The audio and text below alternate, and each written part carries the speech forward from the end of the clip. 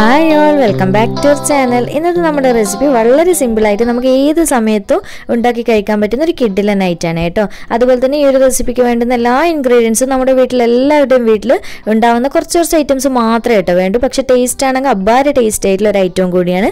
അപ്പോൾ നമുക്ക് പെട്ടെന്ന് തന്നെ വീഡിയോയിലേക്ക് പോയാലോ. വീഡിയോയിലേക്ക് പോകുന്നതിന് മുന്നേ നിങ്ങൾക്ക് ഈ ചാനൽ ഇഷ്ടപ്പെടുന്നുണ്ടെങ്കിൽ പ്ലീസ് ഒന്ന് സബ്സ്ക്രൈബ് ചെയ്ത് സപ്പോർട്ട് ചെയ്യണേ. സബ്സ്ക്രൈബ് ചെയ്യുമ്പോൾ അതിൻ്റെ തൊട്ടടുത്ത് കാണുന്ന കുഞ്ഞു ബെല്ലൈക്കണില്ല, അതിൽ ഓൾ എന്ന ഓപ്ഷൻ തന്നെ ക്ലിക്ക് ചെയ്യണേ. എങ്കിലേ ഞാൻ വീഡിയോസ് ഇടുന്ന സമയത്ത് നിങ്ങൾക്ക് പെട്ടെന്ന് തന്നെ നോട്ടിഫിക്കേഷൻ കിട്ടുകയുള്ളൂ. അപ്പോൾ നമുക്ക് ആദ്യം തന്നെ ഇതിലേക്ക് ആവശ്യമായിട്ടുള്ള മാവൊന്ന് കുഴച്ചെടുക്കണം. അപ്പോൾ സാധാരണ നോർമലി നമ്മൾ ചപ്പാത്തി മാവാണ് കേട്ടോ ഇതിന് കുഴച്ചെടുക്കേണ്ടത്. അപ്പോൾ ഈ ഒരു ബൗളിലേക്ക് ഞാൻ 2 കപ്പ് അളവിൽ ഗോതമ്പ് പൊടി ഇട്ട് കൊടുത്തിട്ടുണ്ട്. അടുത്തത് ഇതിലേക്ക് ഒരല്പം ഉപ്പിട്ട് കൊടുക്കുന്നുണ്ട്. അതുപോലെ തന്നെ ഒരല്പം നെയ്യും കൂടി ചേർത്ത് കൊടുക്കുന്നുണ്ട്. ഇത് ഇഷ്ടമില്ല എന്നുണ്ടെങ്കിൽ സ്കിപ്പ് ചെയ്യുക കേട്ടോ, അത് നിങ്ങളുടെ ഇഷ്ടത്തിനനുസരിച്ച് ചെയ്യുക. എന്നിട്ട് നന്നായിട്ട് ഇതൊന്ന് മിക്സ് ചെയ്ത് കൊടുക്കാം. അപ്പോൾ നെയ്യ് ചേർത്ത് കൊടുത്താൽ നല്ലൊരു ഫ്ലേവർ കിട്ടും കേട്ടോ, അതിന് വേണ്ടിയിട്ടാണ് ചേർത്തിട്ടുള്ളത്. നിങ്ങൾ ഒഴിവാക്കുന്നുണ്ടെങ്കിൽ ഒഴിവാക്കിയിട്ട് ചെയ്തോളൂ. ഇനി നമുക്ക് ഇതിലേക്ക് ആവശ്യമായിട്ടുള്ള കുറച്ചായിട്ട് വെള്ളം ഒഴിച്ചിട്ട് നന്നായിട്ട് കുഴച്ചെടുക്കാം. ഞാൻ ഇപ്പോൾ നോർമലി പച്ചവെള്ളത്തിൽ തന്നെയാണ് കേട്ടോ കുഴച്ചെടുക്കുന്നത്. അപ്പോൾ നിങ്ങളെങ്ങനെയാണോ വീട്ടിൽ ചപ്പാത്തി മാവ് കുഴക്കുന്ന ആ ഒരു രീതി ചെയ്തെടുത്താൽ മതി. നന്നായിട്ട് നല്ല സോഫ്റ്റ് ആയിട്ടുള്ളൊരു മാവായിട്ട് കുഴച്ചെടുക്കണം. അപ്പോൾ ഇതാ നമ്മുടെ മാവ് നന്നായിട്ട് കുഴച്ചെടുത്തതിന് നല്ല സോഫ്റ്റ് ആയിട്ടാണ് കേട്ടോ ഇരിക്കുന്നത്.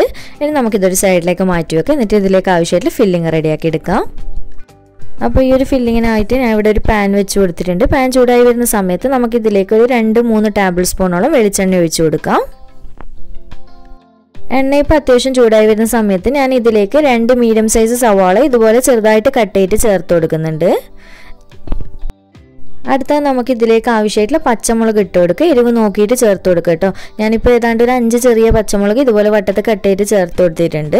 അതുപോലെ തന്നെ എല്ലാം കൂടി ഒന്നിച്ചിട്ടതിന് ശേഷം മാത്രമേ നമ്മളിത് വഴറ്റിയെടുക്കുന്നുള്ളൂ. അടുത്ത നമുക്കിതിലേക്ക് 1 ടീസ്പൂൺ ഇഞ്ചി ചതച്ചതാണ് ചേർത്ത് കൊടുത്തിട്ടുള്ളത്. നമുക്കിതിലേക്ക് വെളുത്തുള്ളി ആവശ്യമില്ല, വെറും ഇഞ്ചി മാത്രമേ മതി.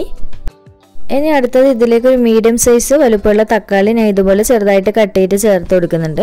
അപ്പോൾ തക്കാളി ഓവർ ചേർക്കാതിരിക്കാൻ വേണ്ടി ശ്രദ്ധിക്കണം കേട്ടോ, ഓവർ പുളി കഴിക്കാൻ അത്രയ്ക്ക് ടേസ്റ്റ് കിട്ടില്ല. ഇനി നമുക്കിതിലേക്ക് കുറച്ച് ഉപ്പിട്ട് കൊടുക്കാം. ഇനി ഇതെല്ലാം ചേർത്ത് കൊടുത്തതിന് ശേഷം നന്നായിട്ട് ഇതൊന്ന് വഴറ്റിയെടുക്കുക. അപ്പോൾ വഴറ്റിയെടുക്കുമ്പോൾ പ്രത്യേകം ശ്രദ്ധിക്കുക, ഒരുപാട് സമയം വഴറ്റി ഉടച്ചിട്ടൊന്നും എടുക്കണ്ട കേട്ടോ. ഒരു മീഡിയം ഫ്ലെയിമിൽ ഇട്ടിട്ട് ഒരു 3-5 മിനിറ്റോളം ഇതുപോലെ ഒന്ന് ഇളക്കിയിട്ട് മാത്രം വഴറ്റിയെടുത്താൽ മതി. കാരണം നമുക്ക് ഈ ഒരു ഫില്ലിങ് ഇത് കടിക്കാൻ കിട്ടുമ്പോൾ കുറച്ചുകൂടി ടേസ്റ്റ് കൂടുതലാണ് കേട്ടോ. അപ്പോൾ ഒരുപാട് വഴറ്റിയെടുക്കാൻ ഇഷ്ടമുള്ള ആൾക്കാരാണെങ്കിൽ അങ്ങനെ ചെയ്താലും കുഴപ്പമൊന്നുമില്ല. ഇപ്പോൾ ഇതാ കണ്ടില്ല, ഇത്ര മാത്രമാണ് ഞാൻ വഴറ്റിയെടുത്തിട്ടുള്ളൂ. ഇനി നമുക്ക് ഇതിലേക്ക് ഒരു 3/4 ടേബിൾ സ്പൂണിൻ്റെ അടുത്തായിട്ട് സാമ്പാർ പൊടി ഉണ്ടാവുമല്ലോ കയ്യിൽ, അത് ചേർത്ത് കൊടുക്കുക. നല്ല ടേസ്റ്റാണ് കേട്ടോ ഈ ഒരു സാമ്പാർ പൊടി ഇതിൽ ചേർക്കുന്ന സമയത്ത് ഫില്ലിങ് കഴിക്കാൻ വേണ്ടിയിട്ട്. അപ്പോൾ നിങ്ങൾക്ക് സാമ്പാർ പൊടി ഇഷ്ടമില്ല എന്നുണ്ടെങ്കിൽ നിങ്ങളുടെ ടേസ്റ്റിനനുസരിച്ച് ഏതെങ്കിലും പൊടികൾ ചേർക്കുന്നുണ്ടെങ്കിൽ അങ്ങനെ ചേർക്കുക കേട്ടോ. അതൊക്കെ നിങ്ങളുടെ ഇഷ്ടത്തിനനുസരിച്ച് ചെയ്യുക.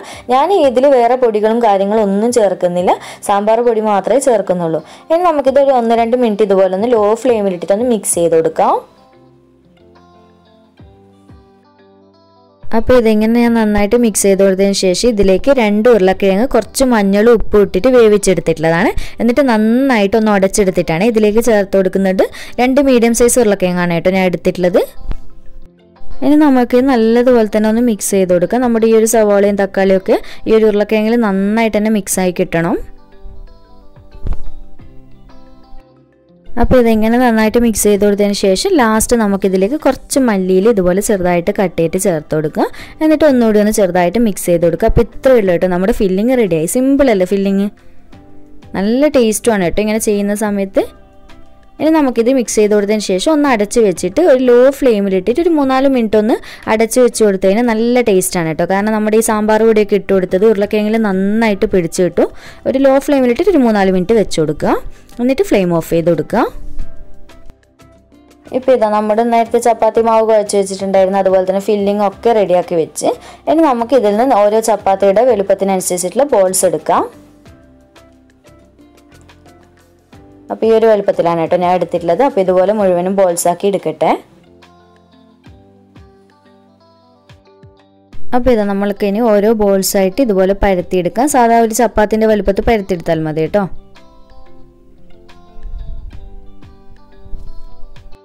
അപ്പോൾ ഇത് ഈ ഒരു വലുപ്പത്തിൽ ഞാൻ പരത്തി എടുത്തിട്ടുണ്ട്. ഇനി നമുക്ക് നിങ്ങൾക്ക് ഇഷ്ടമുള്ളതിനനുസരിച്ചിട്ട് ഫില്ലിങ് വെച്ച് കൊടുക്കുക. എത്ര സ്പൂൺ വെക്കേണ്ടിക്കും വെക്കുക കേട്ടോ, അതൊക്കെ നിങ്ങളുടെ ഇഷ്ടമാണ്.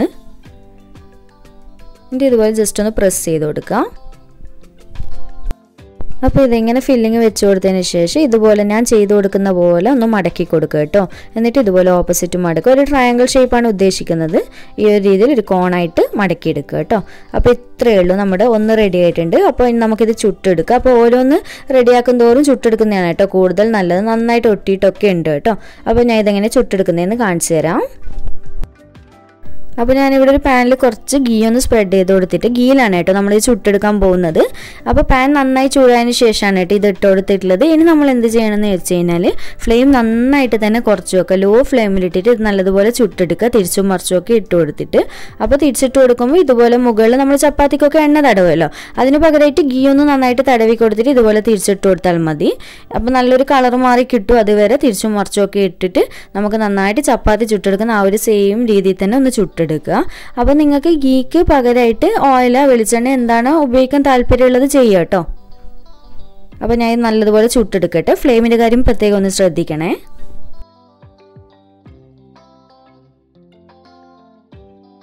അപ്പോൾ ഇതാ ഞാൻ ഒരെണ്ണം ഇതുപോലെ ചുട്ടെടുത്തിട്ടുണ്ട്. ഈ ഒരു കളറാകുമ്പോൾ എടുത്താൽ മതി കേട്ടോ. നന്നായിട്ട് വെന്തിട്ടൊക്കെ ഉണ്ട്. ഇനി നമുക്ക് അടുത്തതും പരത്തിയിട്ട് ഇതുപോലെ തന്നെ ചുട്ടെടുക്കാം. അപ്പോൾ ഇത് സിമ്പിളല്ല ചെയ്യാനായിട്ട്. ഞാൻ മുഴുവനും ഇത് ചുട്ടെടുത്തിട്ടുണ്ട്. അപ്പോൾ നമുക്കെല്ലാവരും വീട്ടിലുള്ള ഐറ്റംസ് മാത്രമേ ഞാൻ ഇതിൽ ഉപയോഗിച്ചിട്ടുള്ളൂ. അതുമാത്രമല്ല നല്ല ടേസ്റ്റ് ആയിട്ടുള്ള ഒരു ഐറ്റമാണ് കേട്ടോ. അപ്പോൾ എന്തായാലും നിങ്ങൾ എപ്പോഴെങ്കിലും ഒന്ന് ട്രൈ ചെയ്യുന്ന സമയത്ത് എനിക്ക് ഫീഡ്ബാക്ക് അറിയിക്കാനുള്ള കാര്യം മറക്കരുത്. അതുപോലെ തന്നെ വീഡിയോ ഇഷ്ടമായിട്ടുണ്ടെങ്കിൽ പ്ലീസ് ഒന്ന് ലൈക്ക് ചെയ്യുക, സബ്സ്ക്രൈബ് ചെയ്യുക, സപ്പോർട്ട് ചെയ്യുക. അപ്പോൾ വീണ്ടും ഒരു അടിപൊളി വീഡിയോ ആയിട്ട് കാണാം. താങ്ക്